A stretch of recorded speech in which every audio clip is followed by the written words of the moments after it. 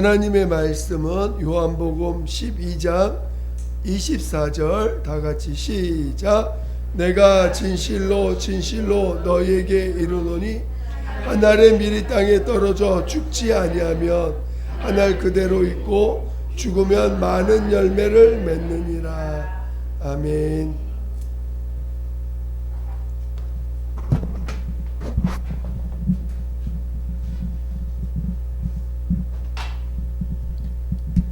오늘의 제목은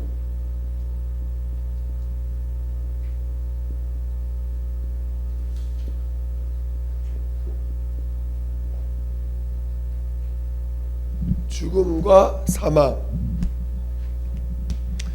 이런 제목으로 한번 나눠보겠습니다. 오전에도 우리가 잠깐 나눴는데 우리가 이 성경으로 볼 때 이 세상에 세 부류가 있습니다. 첫째, 자기가 주인 되어 있는 사람.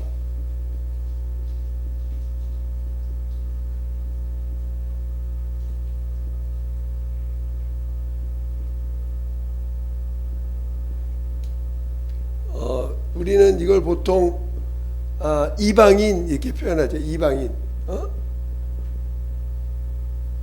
그러니까 인간을 기준으로 보는 거예요. 인간을 자기가 주인 되어 사는 사람. 두 번째, 하나님의 종으로 사는 사람. 종으로 사는 사람.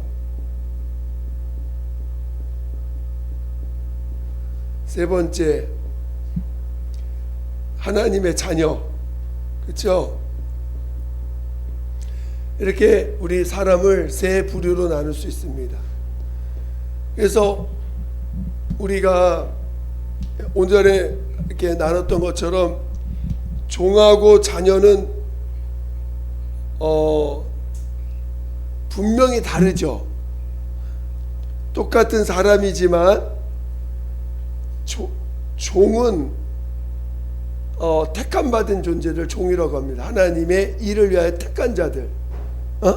택한 자들. 자녀는 뭐라고 불러요? 하나님에게서 낳은 자들. 낳은 자들이에요. 낳은 자들. 이거는 택함 받은 자들. 어느 게 더 좋은 거예요? 하나님 앞에 낳은 자가 더 하나님과 가까이 있는 자죠. 네. 근데 이제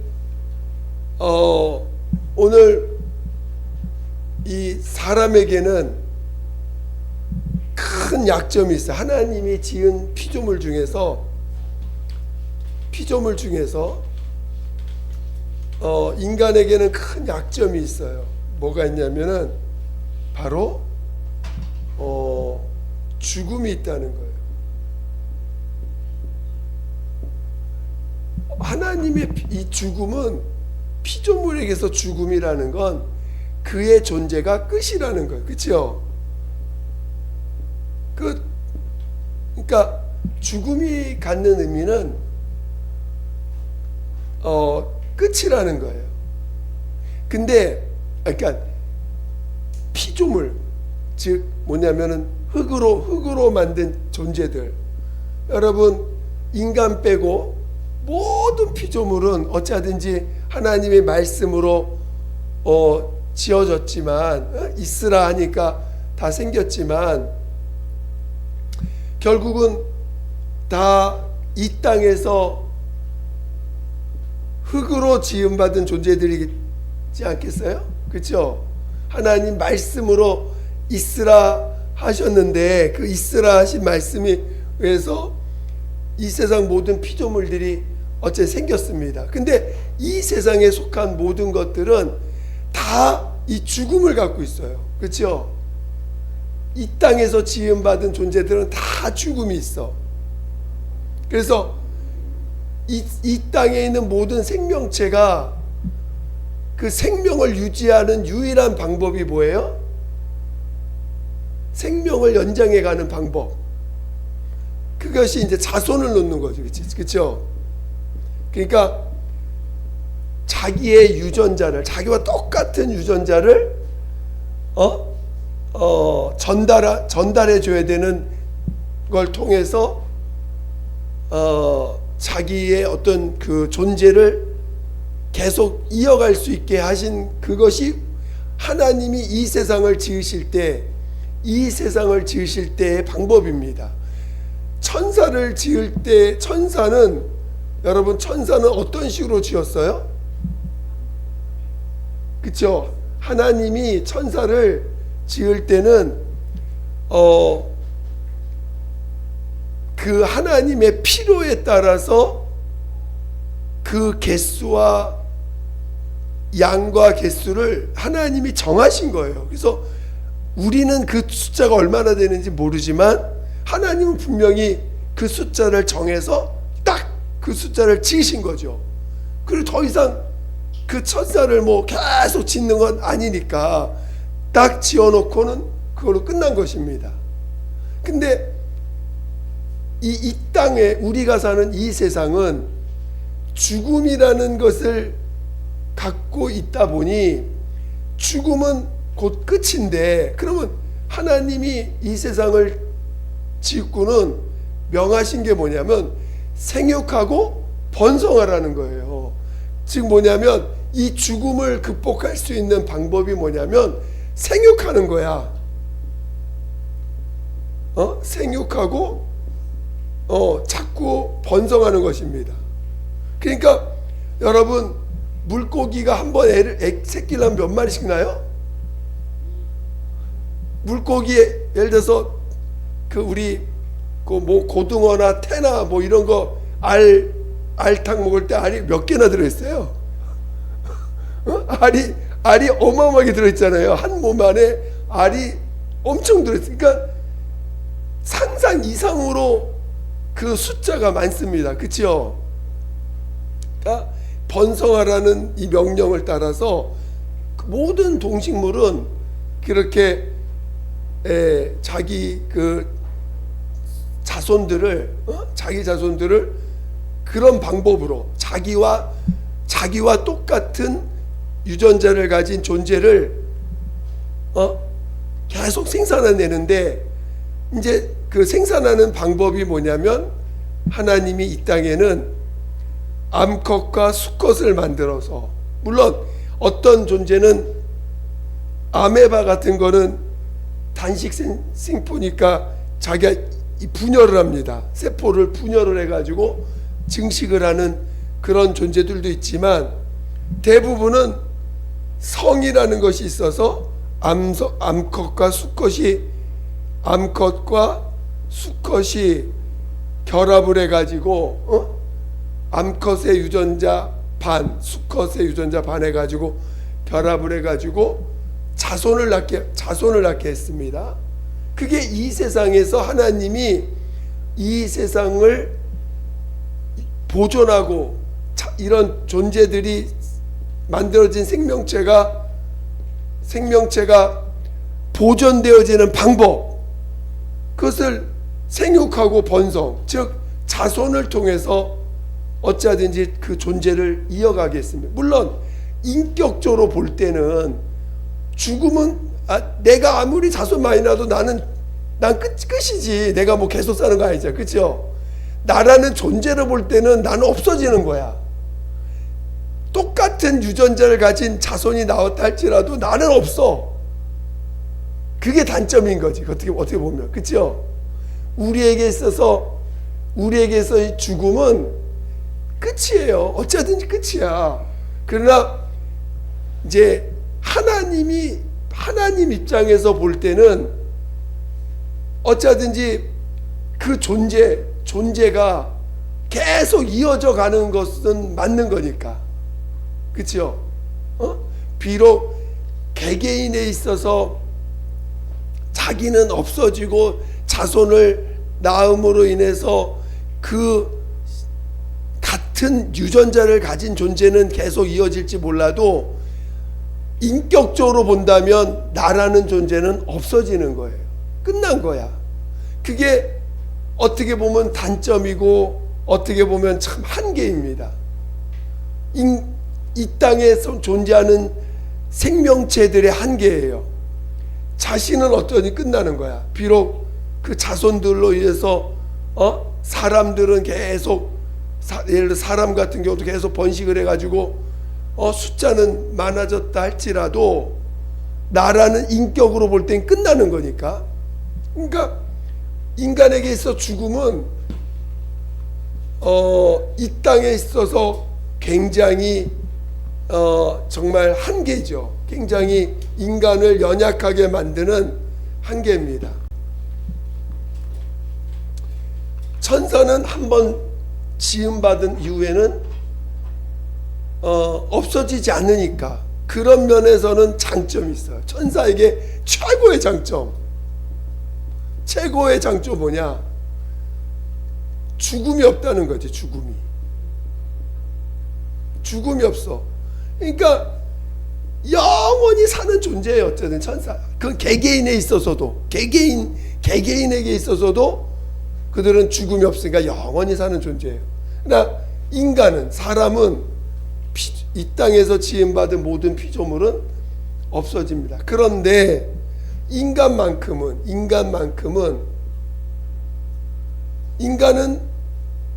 다른 이 땅에 있는 다른 피조물과 다른 게 뭐냐면 영이 있다는 거예요. 영이. 그치요?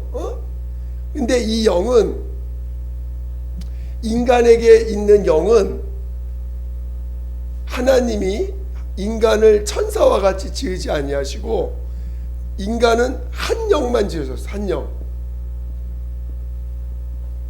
이게 참 오묘한 하나님의 법칙인데,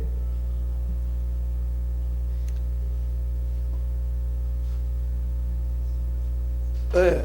그러니까 자, 오늘 여러분들이 인간에게 있어서 단점이면서 약점입니다. 이 죽음이라는 건 끝인데, 근데 인간에게는 영이 있어서 죽음이라고 하는 것으로 육체가 죽는다고 해서 끝이 아닌 이 영이 있다는 거예요. 영이.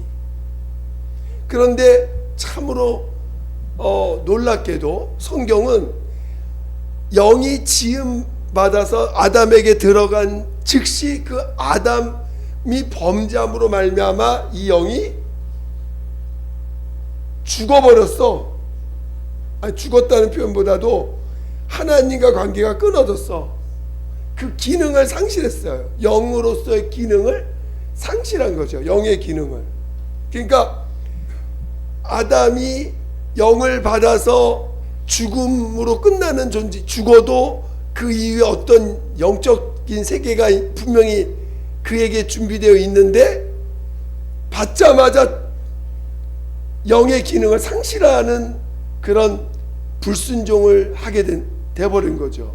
그러니까 이 영이 죽음이 그냥 죽음이라는 것이 인간 이 피조물에게 죽음은 그냥 끝이에요. 끝. 아무 의미가 없어. 죽음이라는 것 자체는 그냥 끝이야. 끝난 끝이라는 건데, 인간에게는 영이 있어서 죽음 이후에 어떤 뭔가가 있는 건데, 그 영이 죽음으로 영이 기능을 상실함으로 말미암아 이 불순종이, 영이, 우리의 죽음이 뭘로 바뀌었어요? 그렇지, 사망으로 바뀌어버린 거야. 사망이란 뜻이 뭐예요? 죽어서 망한다. 우리나라 말은 죽어서 망한다는 뜻이지만, 이게 참 우리나라, 여러분 전 세계적으로 우리나라 말이 어휘가 엄청납니다. 단어가 우리나라 말로 해석되지 않은 외국말이, 그러니까 우리나라 말을 외국어로 해석을 하는데 해석할 단어가 없어. 그런 말이 엄청 많대요, 우리나라는. 예를 들어서 여러분 잘 먹겠습니다. 우리 뭐 하잖아요. 잘 먹겠습니다가 무슨 뜻이에요? 예, 우리 의미가 차려주신 분에 대한 어떤 예의고, 그것에 대해서 답례를 한다랄까? 잘 차려주셨으니까 내가 잘 먹겠습니다. 이런 개념이잖아요. 근데 외국에는 그걸 해석할 말이 없대요. 잘 먹어라는 말은 있대. 잘 먹어라. 잘 먹어라는 있는데 잘 먹겠습니다라는 단어가 없대요. 우리나라 말 해석이 안 되는 게 너무 많은 거야. 우리나라 말이 너무 이 어휘에 너무나 현란한 게 많아가지고, 외국에는 노랗다라는 단어를 노랗다고 쓸 수 있는 단어가 많아야 두세 개입니다. 근데 우리나라 말은 몇십 개가 넘어. 그러니까 이거 해석을 못하는 거예요. 그래가지고 이 한국어, 이 한글에 대한, 외국에서 한글 연구하는 사람 많은데, 왜냐면 한글 자체가 굉장히 과학적이잖아요. 그리고 또 과학적인데다가 요즘 AI 시대라서 AI에 가장 합당한 언어가 뭔가를 전세에 찾아보니까 한글밖에 없는 거야. AI에 가장 적합한 언어가 한글이라고 합니다. 그러니까 그런데다가 또 이 언어의 그 유희라고 할까, 언어를 표현하는 방법이 그렇게 다양하대. 우리나라 언어가 그 얘기를 왜 했냐면은, 이 죽음과 사망이 우리는 의미가 다르잖아. 영어는 이 말과 이 말 똑같아. 이 말과 이 말이 영어는 분리가 안 돼 있어. 그러면 헬라어가 분리가 됐느냐? 헬라어도 분리가 안 돼 있어. 우리나라 말만 이게 분리가 돼 있는 거야. 근데 영적인 의미를 보면은 이게 분리가 돼야 되는 거예요. 그들도 영어를, 이게 원문을 쓰면 영혼과 육체가 분리되는 것을 죽음이라고 표현하는데, 우리는 단순히 죽는 거를 표현하는 것도 있지만 죽어서 망한다는 것도 표현되어 있잖아요. 근데 영어는 죽어서 망하는 것과 죽는 거를 분리하지 않아요. 똑같아. 우리나라 말만 이렇게 분리가 되어 있는 거야. 그러니까 우리나라 말로, 그러니까 분리가 되어 있으니까 좀 더 의미 전달이 분명하잖아요. 그렇죠? 대답이 없으셔. 의미 전달이 분명하죠. 우리 죽는 것하고 사망은 명확히 다릅니다. 그렇죠?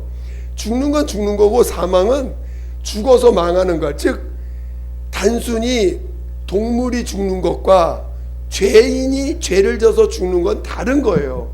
그렇죠? 대답이 없으셔.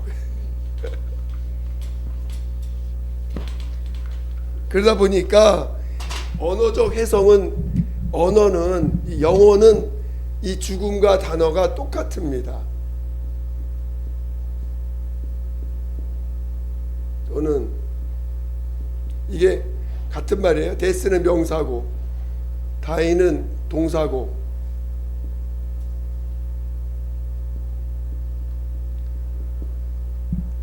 물론 이제 헬라어는 좀 더 한두 개가 단어가 좀 더 있어요. 단어가 조금 더 표현하는 이게 단어가 있긴 한데 그것도 동사 명사로 좀 구분하는 것뿐이지 실질적으로 언어적으로는 그렇게 크게 구분을 잘 안 합니다. 근데 우리나라 이렇게 해요. 근데 이 구분되어지는 게 더 영감 있다 이거지. 영감으로 볼 때는 하나님의 영감을 받을 때는 이 죽음과 사망이 분리가 돼야 돼. 우리의 입장에서는. 근데 바로 영이 범죄함으로 말미암아 인간에게는 단순히 죽음으로만 끝나는 게 아니라, 동물이 죽는 것처럼 죽는 거로 끝나는 게 아니라, 사망으로 인해, 즉 죄로 말미암아 인간에게 사망이 왔다. 우리 야고보서 1장 14절 한번 읽어볼까요?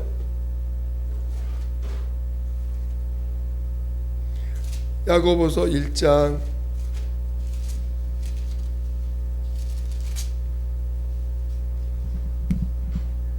15절.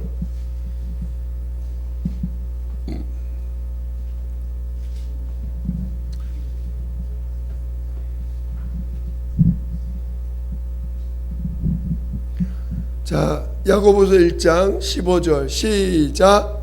욕심이 잉태한즉 죄를 낳고 죄가 장성한즉 사망을 낳느니라. 예, 그러니까 결국은 인간의 모든 죄의 근본은 어디서 오는 거예요? 여기서는 욕심, 이 욕으로부터 할 때 뭐 정욕, 성욕, 식욕, 뭐 다 이런 게 욕심인데, 욕심, 어떤 마음 안에 어떤 그 욕심, 욕구에 대한 그 마음이 잉태한즉 죄를 낳고 죄가 장성한즉 사망을 낳느니라. 그래서 지금 우리에게 이 사망은, 죽음이라는 것은 그냥 죽는 거니까, 근데 이 사망은 죽어서 망하는 거니까, 결국은 영적 존재라 할지라도, 우리가 영적인 존재라 할지라도, 아무리 영적인 존재라 할지라도 우리가 이제 죄를 졌기 때문에 영원히 망하는 존재가 된 거죠. 그러니까 우리에게서 이 죽음은, 이제부터는 죽음은 뭐예요? 저주야, 저주. 이 사망이 우리에겐 저주잖아요. 그렇죠? 죄가 없었을 때 이 죽음은 저주라고 말하지 않습니다. 근데 죄 때문에 우리에게는 이 사망이 저주가 된 거죠.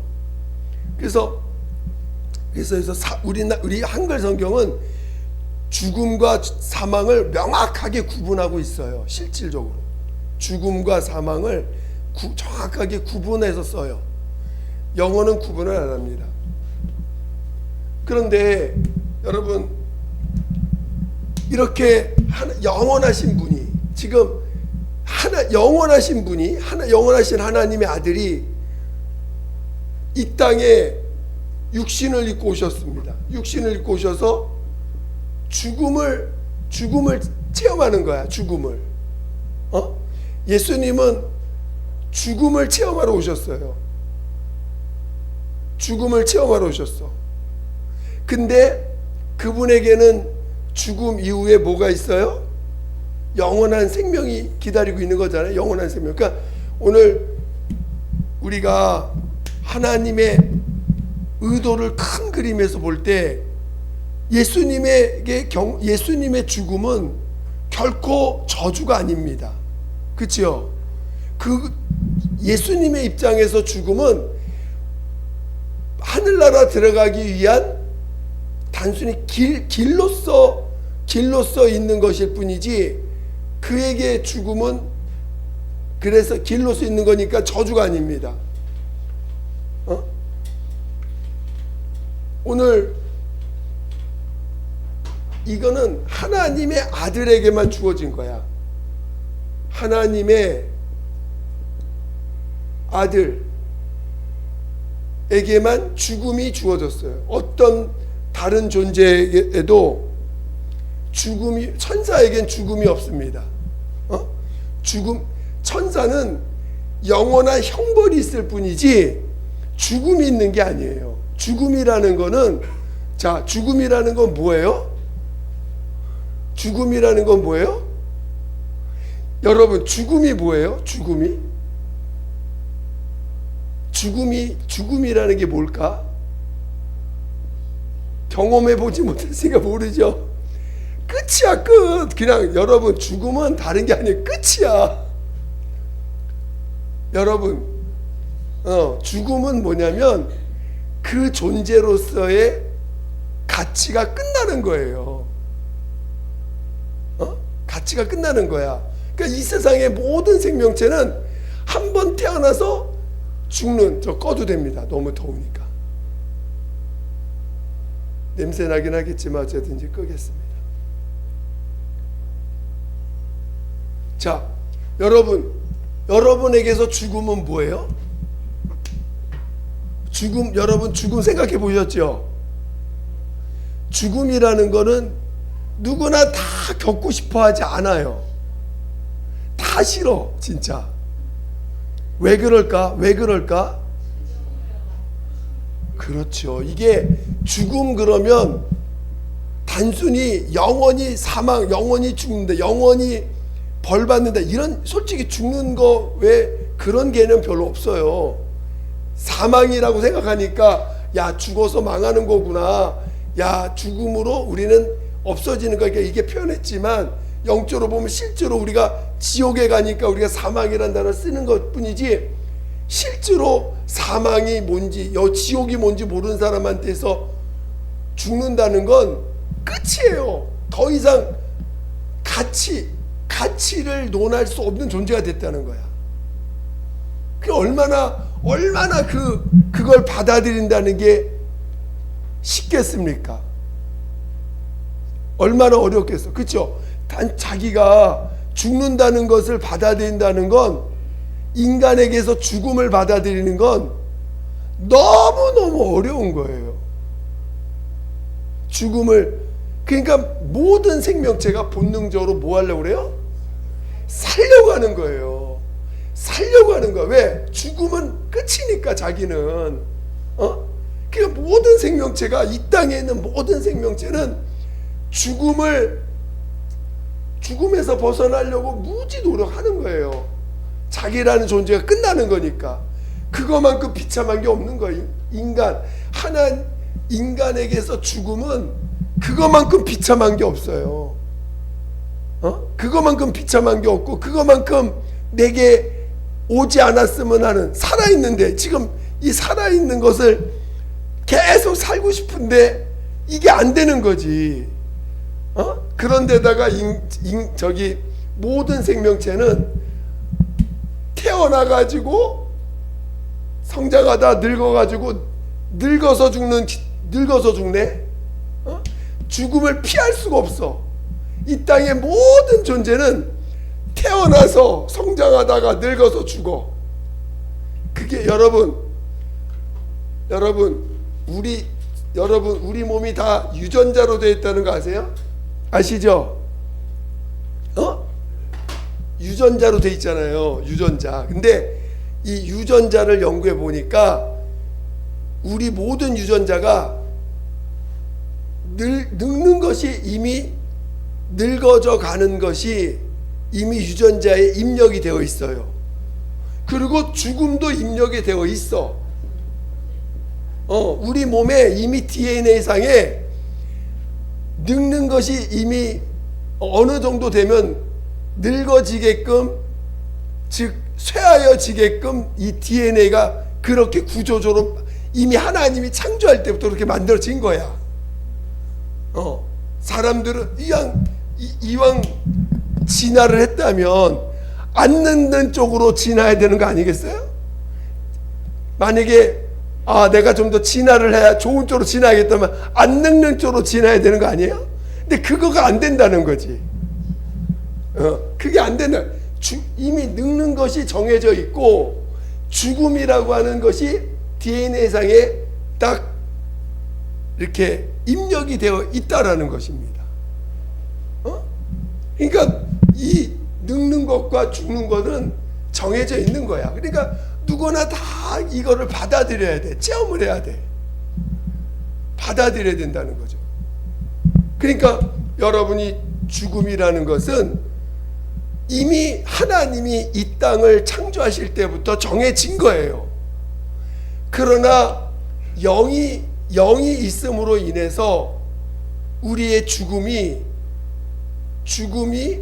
사망이 돼서 단순히 죽음으로 끝나는 게 아니라 영원히 멸망의 길로 가는 그런 죽음이 되다 보니 죄 때문에. 그러나 원래 죽음은 이 죽음을 하나님 그럼 왜 만드셨을까? 여러분, 왜 죽음을 왜 만들었을까요? 하나님이 죽음을 왜 만들었을까요? 다 예수님 때문에 만드신 거죠. 그렇죠? 예수님이 죽음을 맛보기 위해서, 그리고 부활을 하시기 위해서. 그러니까 하나님의 영원한 그림 속에는 이 예수님이 죽음이라고 하는 걸 통해서 부활을 통해 하늘에 가시는 것이, 그것이 하나님의 아들의 영원한 뜻입니다.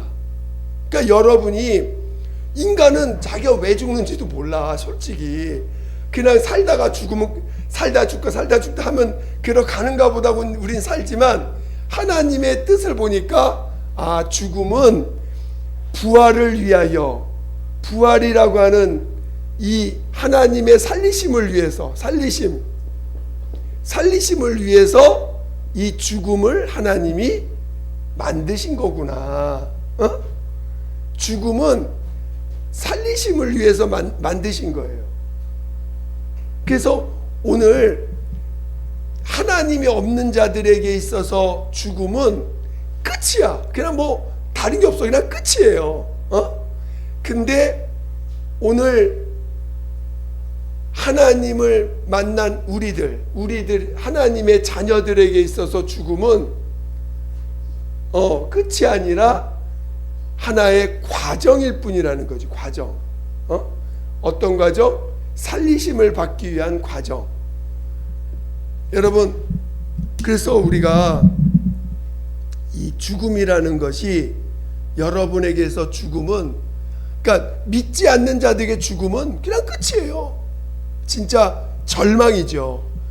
죽음 앞에서 죽음 앞에서 자기 아무리 명예를 자랑하고 돈을 자랑하고 뭘 자랑해도 아무 의미 없어요. 죽음 앞에서. 그래 안 그래요? 그거 인정하라고 우리에게 죽음을 알게 하시는 거거든요. 죽음 앞에서 이 땅에 어떤 것도 가치로운 것은 없다. 결국 죽음 앞에서는 이 세상은 죽음 앞에서는 아무런 가치가 없다라는 것을 가르쳐 주려고 하는 거예요. 죽음이라는 걸 통해서. 그래서 죽음을 앞에서 인간이 가난한 심령, 낮아진 심령을 체험할 수 있게 하시고, 그리고 하나님의 살리심을 받아서 하늘에 들어갈 수 있는 길. 그러니까 이 죽음은 뭐냐면 결국은 하나님이 하늘에 가기 위해서 하나님이 이 땅에 지은 겁니다. 실제로는. 그러니까 좀 더 우리 죽음을 오늘 이렇게 좀 설명하다 보니까, 기초부터 설명하려고 보니까 충분히 좀 이렇게 뭔가 설명이 다 안 나왔는데,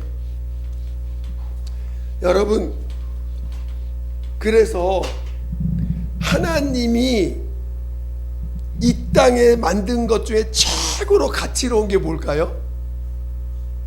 맞아, 죽음인 거야. 하나님 입장에서 보면 이 죽음은 이 땅을 지은 모든 것에 최고의 가치로운 거예요.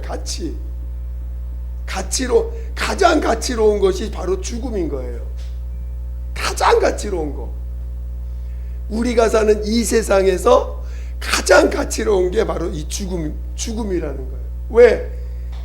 살리심을 받아서 하늘로 가는 유일한 통로기 때문에, 유일한 통로가 이 죽음이기 때문에. 그러나 죽음 이후에 살리심이 없는 자들에게 죽음은 끝인 거지. 그냥 끝이야. 너라는 존재는 이제 끝. 네 할 일 다 했다. 끝인 것이죠. 그러나 오늘 하나님의 자녀가 된 우리들에게 이 죽음은 바로 죽음은 끝이 아니라 영원한 나라로 들어가는 유일한 통로로서 우리에게 알게 하신 거고, 그 다음에 주님은 죽음으로 끝나는 게 아니라 사망으로 죽으셨어요. 그렇죠? 저주받아 죽임을 당하셨잖아. 그렇죠? 물론 이 사망이라는 뜻이 죽어서 망했다는 뜻도 있지만, 예수님은 단순히 죽음으로 끝나는 게 아니라 저주받아 죽으셨잖아. 그렇죠? 즉 마치 저주받아 죽는 자와 같은 그런 죽음을 죽으셨어요. 사망이라는 단어가 좀 적합한 단어는 아니지만 어찌하든지 저주를 받아 죽는 죽임을 당하셨어요. 그러니까 죽음이 붙는 것은, 죽음에 뭐가 붙든 간에 죽음에게 붙는 모든 것은 살리심을 받는 자에게 있어서 죽음은, 죽음에 저주가 붙고 뭐가 붙은 만큼 살리심을 받는 자에게서는 그게 가치로운 것이 되는 거야.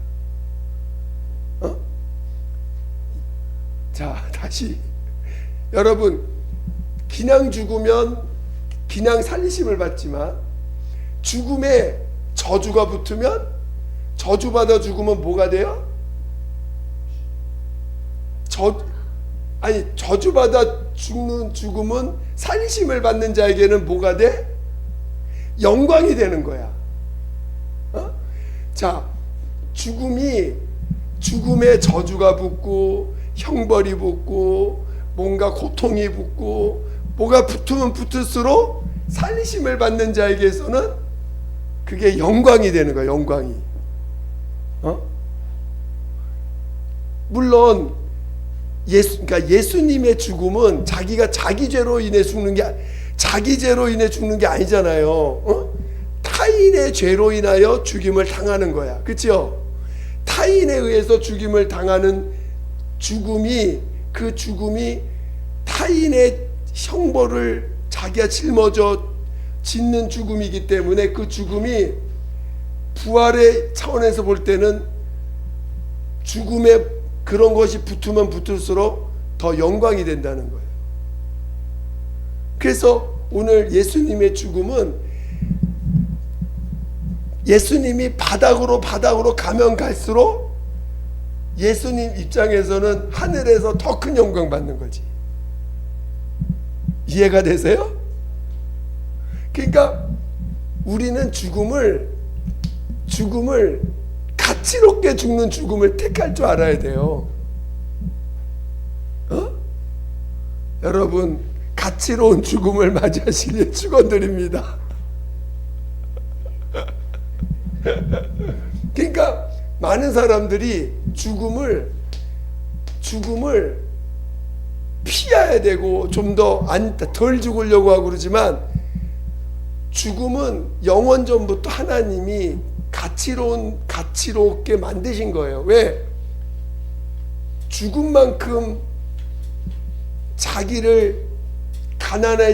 나를 가난하게 만드는 유일한 것이 죽음이거든. 나를 가장 가난하게 만들고 나를 가장 낮아질 수 있는 유일한 것이 이 죽음이에요. 하나님이 지은 존재 중에서 나를 가장 낮출 수 있는 것이 죽음밖에 없어. 근데 그 죽음에 고통이 붙고 괴로움이 붙고 아픔이 붙고 뭔가 타인의 저주가 붙고 뭐가 붙고 그럴수록 부활하는 자에게 있어서는 그게 영광이 되는 거죠. 그러니까 여러분이 하나님의 자녀들은 죽음을 새롭게 볼 줄 알아야 돼요. 죽음을 새로운 눈으로 볼 줄 알아야 돼. 죽음은 저주고 죽음은 괴로움이고 죽음을 좀 제발 좀 곱게 죽게 해서, 우리 예수 믿는 사람들도 죽을 때 하나님 나 곱게 죽게 해주세요. 좀 죽을 때 좀 나 지금 좀 이렇게 좀 편안하게 죽게 해주세요. 그런 기도 많이 하죠.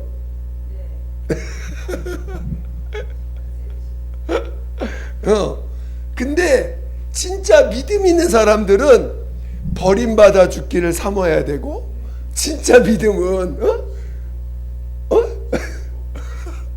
사람들한테 버림받아 죽고 정말 어디 저 구색통에 쓰레기처럼 버림받아 죽는 것도, 그것도 사모해야 될 하나의 요소입니다. 왜? 그게 그렇게 죽을 때 받을 영광이 우리에게는 있으니까. 얼굴이 좀 여러분, 죽음이 결코 나쁜 게 아닙니다. 믿음 안에서 보면 죽음은 부활을 위하여 반드시 거쳐야 될 과정인 거예요. 그러나 오늘 그 과정인데 이 죽음이 갖는 의미는 우리를 낮추시는 거거든. 낮아지는 거거든. 근데 그 죽음이 나를 더 낮아지게 하는 것이 그 죽음에 붙어 있다면 그게 나를 더 큰 영광으로 인도하는 거라는 거죠. 예수님이 가신 길이에요, 그게. 이해가 되십니까? 그래서 여러분들도 오늘 우리는 단순히 예수 믿어 구원받았다라고 하지만 오늘 예수님이 가신 그 길을 진짜 안다면, 진짜 그 길이 얼마나 영광스러운 길인지를 안다면 우리가 결코 우리가 육체로 지음받은 게 얼마나 놀라운 복이고 놀라운 사건인가. 오늘 우리가 예수님의 그 육체를 체험해 간다는, 체험한 존재로 지음받았다는 게 얼마나 감사한 일인지 모릅니다. 그래서 여러분들이 사람들한테 무시당하고 멸시받고 여러분 스스로가 죄가 드러나고 정말 자신의 한계를 체험하고 무능을 체험하고 그럴 때 여러분을 낮아지고 여러분이 정말 아무것도 아닌 존재라는 게 인정되어지는 그것이 오히려 그게 여러분에게 부활의 영광을 체험해가는 길이 된다는 것입니다. 그러니까 여러분이 믿음의 눈으로 죽음을 바라보시고 믿음의 눈으로 또 이 땅에서 정말 사람들한테 버림받아 죽는 죽음이 결코 예수 믿는 자들에 있어, 믿음 있는 사람들에게 있어서는 결코 저주가 아니라는 걸 잘 이해하셔서 믿음을 사모하는 자, 더 큰 믿음을 사모하시기를 예수 이름으로 축원드립니다.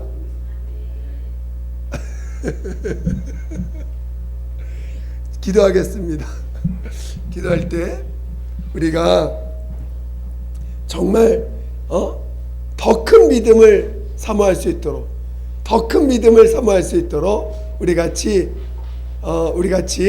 우리 예수 한번 부르고 기도하겠습니다.